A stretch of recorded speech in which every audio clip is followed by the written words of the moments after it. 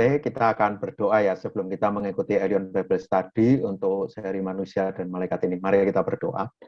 Bapa di surga, kami serahkan waktu ini ke dalam tangan Tuhan. Di dalam waktu yang singkat, kami mau belajar khususnya tentang manusia, supaya kami semakin mengerti apa yang harus kami lakukan di dalam hidup kami. Di dalam nama Tuhan Yesus, kami berdoa. Amin. Oke, hari ini kita akan masuk Elion Bible Study. Jadi biasanya kalau hari Rabu kan kita rekaman, saya sendirian hanya menyampaikan firman Tuhan. Kemarin ada seri Mazmur, nanti Mazmur kita akan lanjutkan. Jadi untuk beberapa minggu kita akan belajar Elion Bible Study. Ya, hari ini saya nggak sendirian, ada Prisco sama Boni, nanti boleh bertanya. Jadi ya mungkin kalau memungkinkan minggu selanjutnya kita bisa ngajak lebih banyak orang gitu ya. Tapi untuk yang pertama saya nggak sendirian, saya ditemani, nanti boleh ada pertanyaan. Kita akan belajar satu tema yang menarik tentang manusia dan malaikat. Apa yang kita bisa pelajari. Tentu kita sering punya pertanyaan gitu ya, manusia, malaikat, terus iblis, terus itu sebetulnya gimana sih? Nah, ini kita akan belajar di pertemuan yang pertama ini tentang manusia, sebelum nanti kita akan belajar yang lain gitu ya. Jadi dengan judul besar manusia sebagai gambar dan rupa Allah. Apa yang kita akan pelajari di bagian ini? Kalau kita lihat di dalam Alkitab, di Kejadian 1 dan 2, itu menarik gitu ya. Kenapa? Karena Kejadian 1 dan 2 itu kan sama-sama berbicara penciptaan kalau kita ingat. Jadi kayak ada orang selalu bilang, itu bahas apa sih Kejadian 1 sama 2 itu kok kayak nggak nyambung gitu ya. Kejadian 1 kan benda-benda semua ciptaan, lalu endingnya kan diciptakan manusia kan gitu ya. Ada tentang menciptakan manusia. Tapi yang menarik di Kejadian 2 ini kan khusus menceritakan tentang manusia. Jadi inilah keunikan manusia. Ada bagian yang khusus menceritakan tentang manusia. Kenapa? Karena manusia memang spesial dibanding ciptaan yang lain, itu jelas.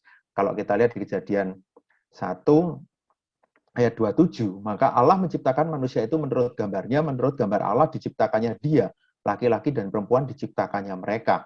Allah memberkati mereka, lalu Allah berfirman kepada mereka, beranak cuculah dan bertambah banyak. Penuhilah bumi dan taklukkanlah itu, berkuasalah atas ikan-ikan di laut dan burung-burung di udara, dan atas segala binatang yang merayap di bumi. Jadi manusia diciptakan menurut gambar dan rupa Allah. Ini tadi tema besar kita. Lalu apa yang kita bisa lihat di dalam penciptaan ini? Sebelum kita belajar tentang manusia, tentu kita perlu tahu tentang pencipta kita. Ketika kita tahu dia adalah pencipta, tentu setiap apa yang dia lakukan itu adalah keputusan dan tindakan ilahi yang bebas. Artinya dia berhak memutuskan mau menciptakan bumi, menciptakan manusia, menciptakan benda-benda, tidak dipengaruhi oleh yang lain karena dia adalah pencipta.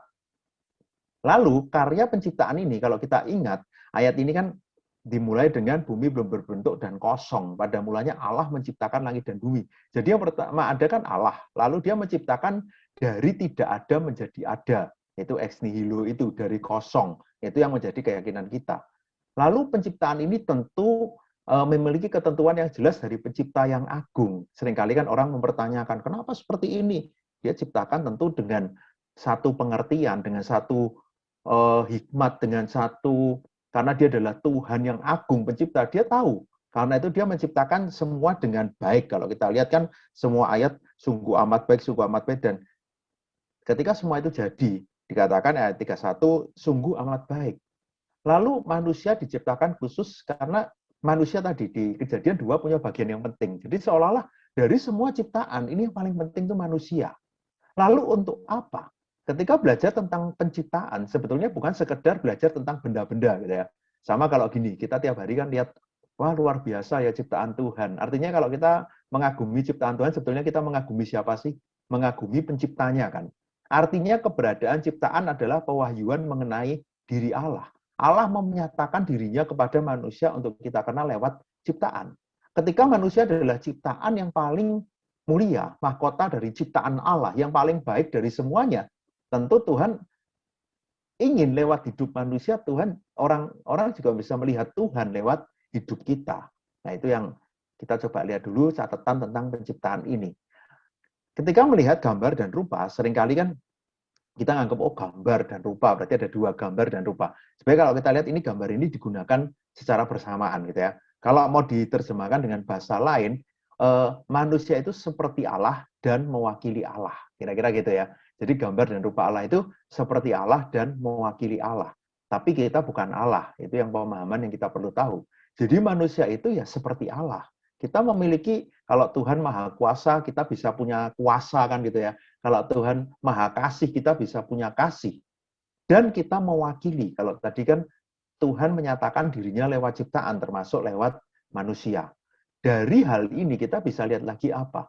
Dari penciptaan manusia, ada kemampuan kapasitas yang Tuhan berikan.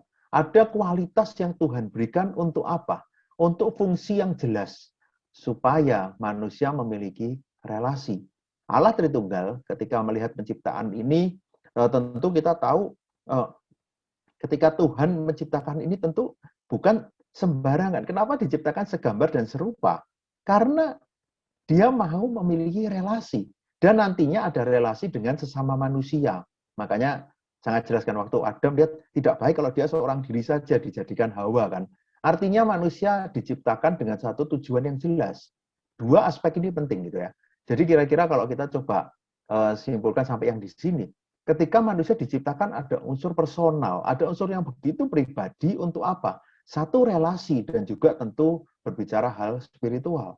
Berbicara bagaimana manusia berelasi dengan penciptanya, bagaimana manusia berelasi dengan Tuhan. Lalu bagaimana dengan tubuh? Nah, ketika berbicara tentang manusia ini, tentu kadang kan Allah itu adalah roh. Kalau dia segambar dengan Allah, berarti manusia ini adalah roh kan? Oh, Yesus kan manusia, tapi kan belum zaman. Ini kan kita belum masuk ke zaman perjanjian baru waktu Yesus datang ke dunia dalam rupa manusia itu. Bagaimana dengan manusia? Sebetulnya jelas gitu ya. Di Kejadian 1, 26, 27, bukanlah ada perintah untuk menurut kita menjadikan manusia menurut gambar dan rupa kita supaya mereka berkuasa atas ikan-ikan di laut dan burung-burung di udara. Jadi di sini sangat jelas, manusia kalau disuruh berkuasa, manusia disuruh mengelola bumi, disuruh beranak cucu dan bertambah banyak, ya pasti ada tubuh fisiknya kan. Artinya sebenarnya dari kitab ini sudah jelas, memang kamu segambar dan serupa dengan Allah. Kamu mewakili Allah. Tetapi kamu sekarang ada di dunia dengan tubuh manusia untuk melakukan pekerjaan yang aku tetapkan, untuk melakukan rencana Tuhan. Lalu ketika belajar manusia juga menarik. Memang dikatakan laki-laki kan perlu perempuan sebagai penolong. Perempuan adalah penolong. Tapi di sini laki-laki dan perempuan diciptakannya mereka. Yang segambar dan serupa dengan Allah itu siapa? Ya laki-laki juga perempuan kan, sama kan. Artinya naturnya sama, mereka setara, sederajat, tetapi punya peran yang berbeda. Semua manusia punya natur yang sama di hadapan Tuhan. Kalau mungkin nggak usah ngomong laki-laki perempuan.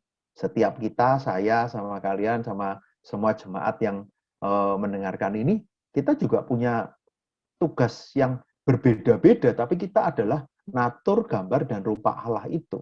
Supaya apa? Supaya melengkapi tatanan kehidupan yang sesuai dengan rancangan Allah. Kitab Kejadian 1 dan 2 ini kan jelas kan, Tuhan membuat semua itu rapi kan.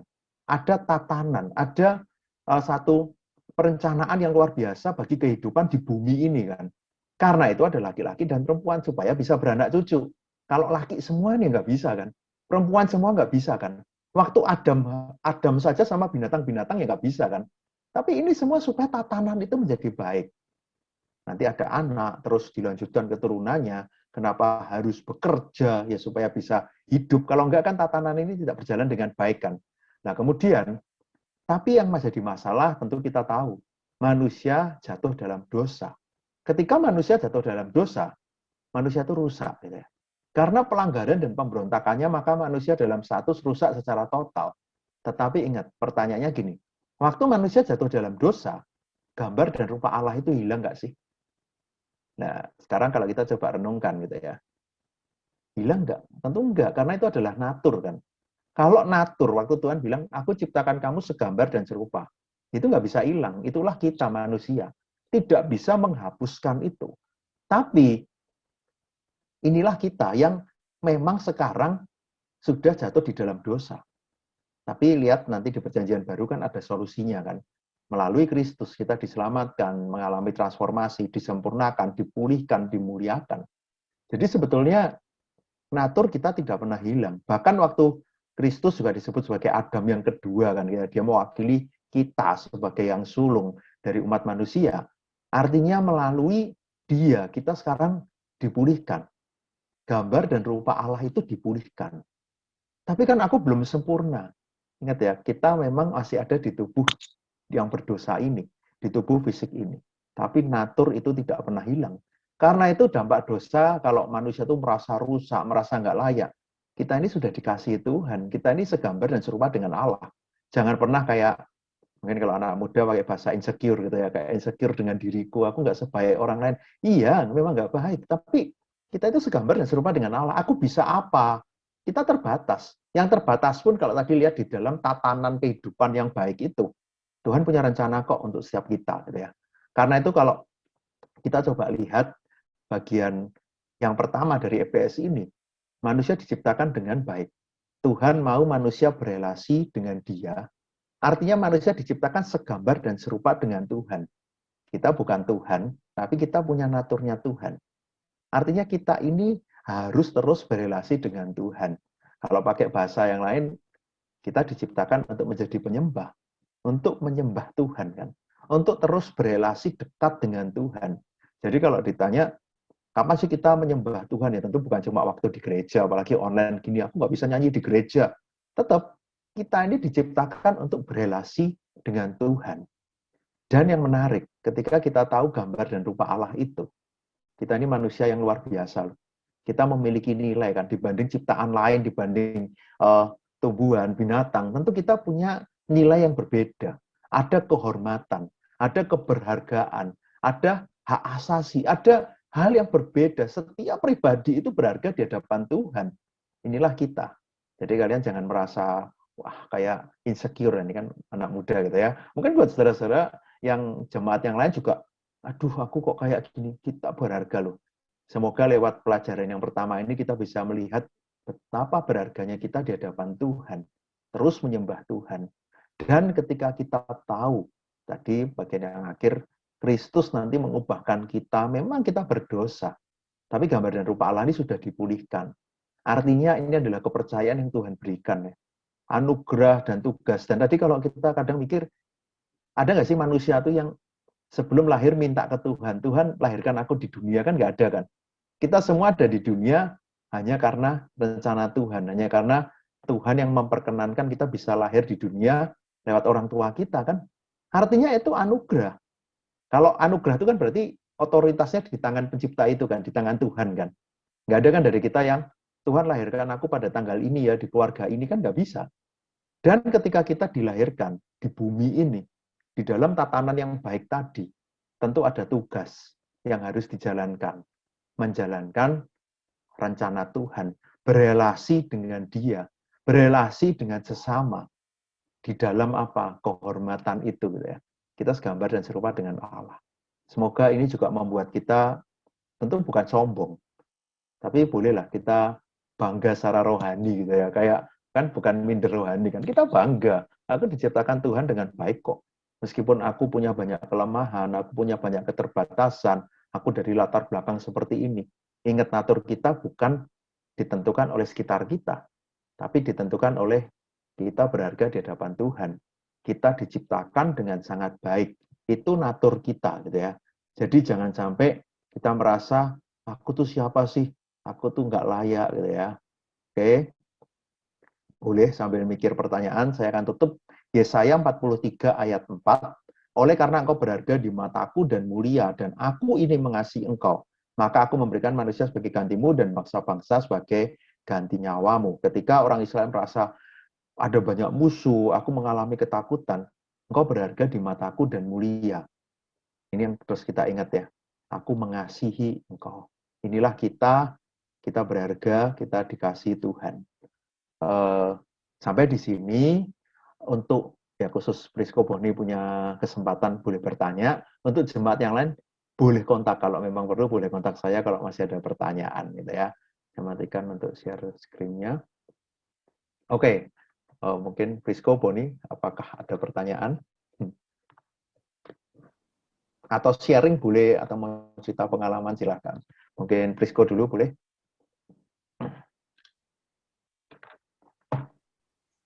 Ya, mungkin mau menanggapi dari apa yang saya saya pelajari, saya baca materinya, saya tuh membayangkan, wah ternyata manusia itu sedemikian spesialnya, sedemikian banyak gitu. Dari kita itu manusia itu wakil Allah, kan dikatakan wakil Allah. Kita punya fungsi sebagai mandataris Allah gitu. Ya itu berarti kan kita ini sebenarnya spesial, punya keunikan daripada ciptaan yang lain. Itu yang dari yang saya dapat dari perenungan PBS ini, ya saya belajar jangan kita tuh jangan menyia-nyiakan hidup kita, karena sebenarnya kita itu semua kita sederajat sama, kita itu wakil itu. Kalau boleh tanya, kira-kira apa yang membuat kita kadang menyia-nyiakan, yang membuat kita nggak sadar itu kira-kira kenapa dari pengalamanmu? Apa ya? Mungkin karena ya kurang menyadari anugerah Tuhan gitu aja. Kita hidup itu kan kayak tadi Bu Dawi bilang, kalau kita hidup itu kita nggak bisa minta kita hidup di tanggal berapa, di hari apa. Hidup itu anugerah. Kadang orang itu nggak bisa memahami bahwa kita hidup itu pemberian anugerah dari Tuhan. Gitu. Oke, thank you refleksinya. Boni, gimana? Kalau aku ya terima kasih juga buat PBS ini juga sudah membantu saya dalam memahami. Mungkin saya ada bertanya sih, mungkin mau bertanya kan tadi manusia itu diciptakan segambar dan serupa dengan Allah kan. Nah, ketika manusia jatuh dalam dosa, apakah itu berubah? Mungkin apakah itu tetap dengan wujud Allah, atau ketika manusia berdosa itu wujud Allah itu berubah atau mungkin tidak? Mungkin mau bertanya itu aja sih. Mungkin saya kurang menangkap tadi materinya. Oke, thank you. Jadi tadi sebenarnya sudah jelas ya, keberdosaan tidak bisa mengambil natur, karena itu kan natur itu sesuatu yang mendasar di dalam hidup kita. Makanya itu mungkin gini, kalau ngomong zaman Adam dan Hawa kan berubah. Oke, zaman kita sekarang aja biar lebih simpel gitu ya. Kalau kita sekarang, kita kan semua sudah punya status berdosa kan. Kita kan manusia diciptakan ada dosa asal, sudah berdosa. Tapi apakah sekarang berarti kita sudah nggak segambar dan serupa dengan Allah? Enggak. Dan itu sudah dipulihkan lewat pengorbanan Kristus. Jadi sebetulnya ketika kita tahu, bahkan lebih detail, lebih lengkap lagi doktrinnya kan ada Roh Kudus di dalam diri kita kan gitu ya. Ini kan semakin sempurna kita ini adalah ya makhluk ciptaan Tuhan. Tadi kan yang Rizko bilang mewakili Tuhan. Kita ini ada di dunia untuk menjalankan perintah dan kehendak Tuhan yang bahkan kita nggak bisa nolak kan. Bahkan kita sampai kapan di dunia juga nggak pernah tahu kan. Tapi memang pergumulannya kita sekarang akan selalu ada ketegangan itu gitu ya. Kayak dosa dan jujur ini yang dipakai iblis untuk menggoyahkan kita kan. Kamu itu nggak layak, kamu itu sudah terlalu berdosa. Tuhan udah pasti benci kamu. Loh, wong Yesus saja datang untuk orang berdosa kan. Kira-kira mungkin saya bisa nangkep, mungkin Boni ada sedikit pergumulan itu, tapi inilah kita yang ya memang diciptakan Tuhan dengan baik dan Kristus sudah memulihkan. Kita sudah bukan di dalam status manusia yang terikat oleh dosa, enggak. Kita sudah di dalam hidup yang baru. Karena siapa dalam Kristus adalah ciptaan yang baru, yang lama sudah berlalu, sesungguhnya yang baru sudah datang gitu ya. Jadi inilah kita, natur kita nggak pernah hilang. Jadi semoga ya tadi saya bilang harus terus berjuang. Nah, perjuangan kita tadi sempat di kesimpulan saya juga Prisco nyinggung juga kan, bagaimana di dalam anugerah Tuhan ini kita nggak boleh sia-siakan kan.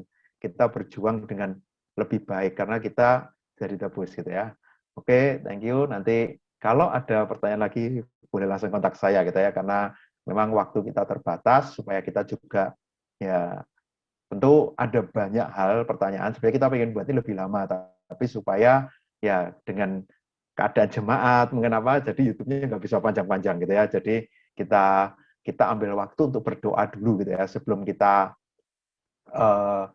akan berpisah gitu ya. Saya mengajak kita berdoa di dalam persekutuan EBS dan juga persekutuan doa ini. Yang pertama, kita mau sama-sama berdoa untuk gereja gitu ya, di semua tempat supaya iman anak Tuhan tetap bertumbuh. Sekarang keadaan juga masih banyak yang belum pasti, khusus di Elion masih semua online, di tempat lain ada yang sudah onsite meskipun terbatas, bahkan di seluruh dunia, supaya iman anak Tuhan tetap bertumbuh gitu ya. Mari kita berdoa untuk gereja-gereja.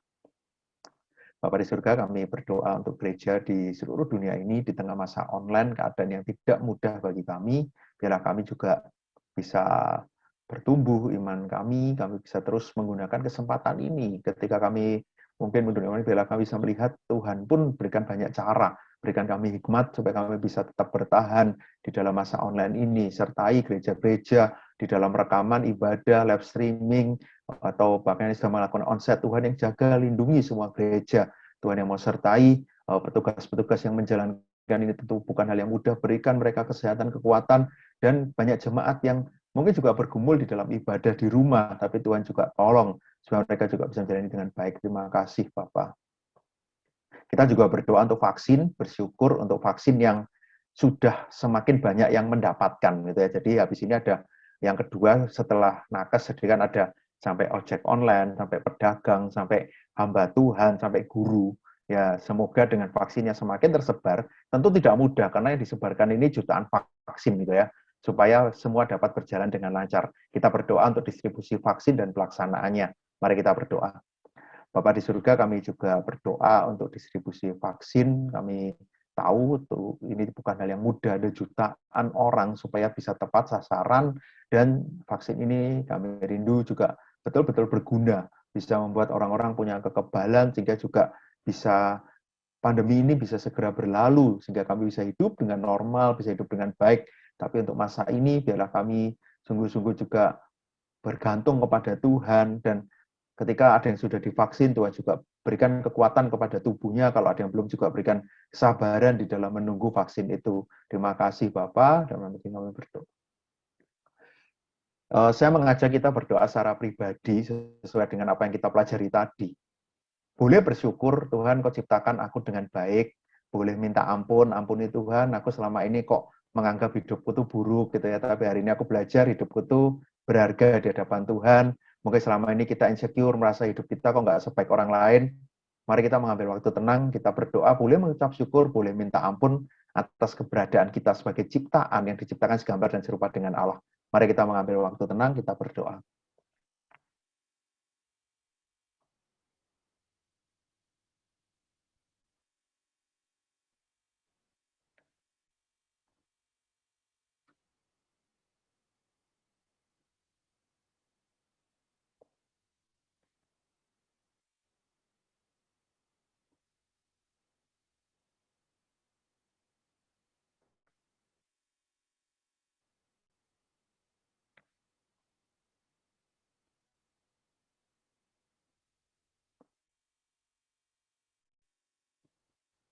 Bapa di surga, terima kasih Engkau ciptakan kami dengan begitu baik.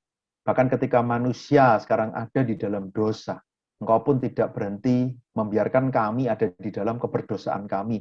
Tapi Kristus sudah mati bagi kami, supaya kami bisa dipulihkan. Biarlah sebagai orang-orang yang sudah merasakan anugerah Tuhan, sudah Kau tebus. Kami mau sungguh-sungguh sadar, kami adalah gambar dan rupa Allah. Kami tidak mau menyanyiakan hidup kami. Kami tidak mau hidup dengan asal-asalan. Dan biarlah kami yakin inilah hidup yang Tuhan berikan. Kami punya tugas, kami mau menjalankan itu dengan sebaik mungkin. Dan di dalam tugas ini, biarlah nama Tuhan saja yang dimuliakan. Dan melalui kehidupan kami pun tahu kami diciptakan di dalam satu relasi dengan Tuhan. Biarlah kami terus memiliki relasi dengan Tuhan, dan juga relasi dengan sesama. Bersyukur untuk EPS hari ini, Tuhan juga berkati supaya kami terus diberikan semangat untuk belajar firman Tuhan. Kami juga bisa semakin mengerti, hidup kami juga bisa menjadi lebih baik lagi. Terima kasih Bapa, di dalam nama Tuhan Yesus kami berdoa. Amin.